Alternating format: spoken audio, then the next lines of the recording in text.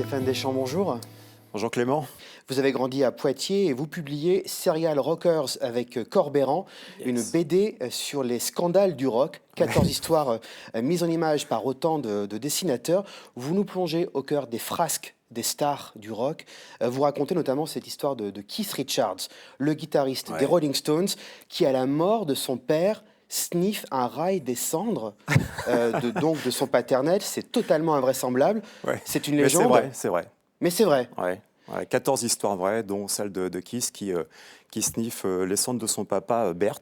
Ça faisait déjà un petit bout de temps qu'il conservait les cendres dans l'urne et il savait pas trop, il s'était pas décidé pour les disperser au pied d'un grand chêne anglais de son jardin. Et puis le jour où il s'est décidé, il a pris l'urne, il l'a posée sur sa table de salon et puis il n'a pas fait attention. Il a bousculé l'urne et puis quelques cendres sont tombées sur la table. Alors plutôt que de les balayer, on va dire, pour faire le ménage d'un revers de la main, il les a sniffés.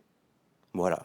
Alors, comme dans la légende du rock. Qu'est-ce qui lui est passé par la tête? Je n'en sais rien. En tout cas, son papa, il ne l'avait pas vu pendant des années.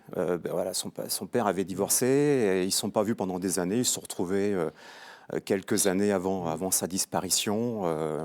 Donc c'est la légende du rock and roll. C'est le triptyque sexe, drugs and rock and roll. Voilà, on est vraiment au cœur de cette maxime dans cette bande dessinée, les excès autour des consommations de drogue, les filles dans les coulisses des concerts des rockstars. Finalement, il n'y a que Madonna dans votre histoire qui n'ait aucun vice, qui ne soit ni victime d'aucune drogue et d'aucune dépendance. Quel type de rockstar est-ce qu'elle est à vos yeux?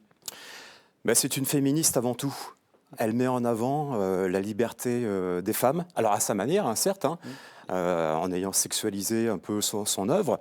Et puis, elle provoque dans le sens où elle veut incarner cette liberté. Voilà, donc ces vidéoclips sont extrêmement sulfureux.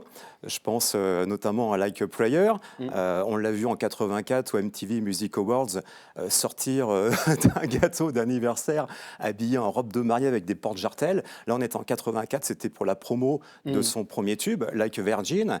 Et donc, elle s'est roulée sur scène en se caressant l'entrejambe. Et la légende Madonna est née vraiment à ce moment-là. Et la caméra de MTV s'est glissée au mauvais endroit. Exactement, voilà. Alors justement, le scandale, Madonna qui embrasse plus tard dans sa carrière Britney Spears et Christina Aguilera sur scène, David Bowie et Mick Jagger qui deviennent amants. Est-ce que finalement ces histoires où l'on brise des tabous là sur la sexualité, est-ce qu'elles ouvrent des voies au reste de la société? Oui, sûrement. On parle de liberté extrême.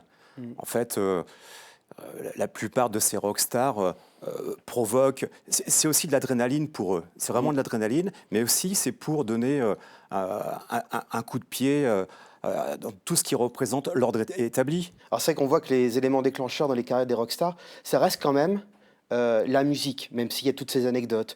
Un 45 tours de Little Richards ou de Muddy Waters pour Keith Richards, les Platters ou Elvis Presley pour David Bowie.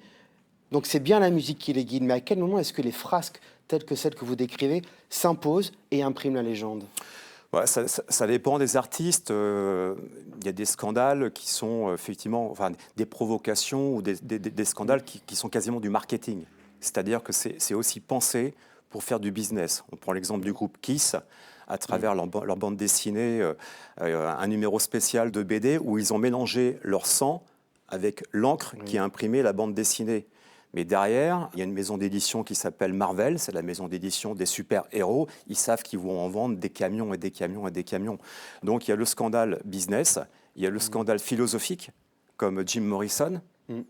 Voilà, le contestataire, celui qui est suivi par toute une horde de poètes de l'époque des années 50, des années 60 également.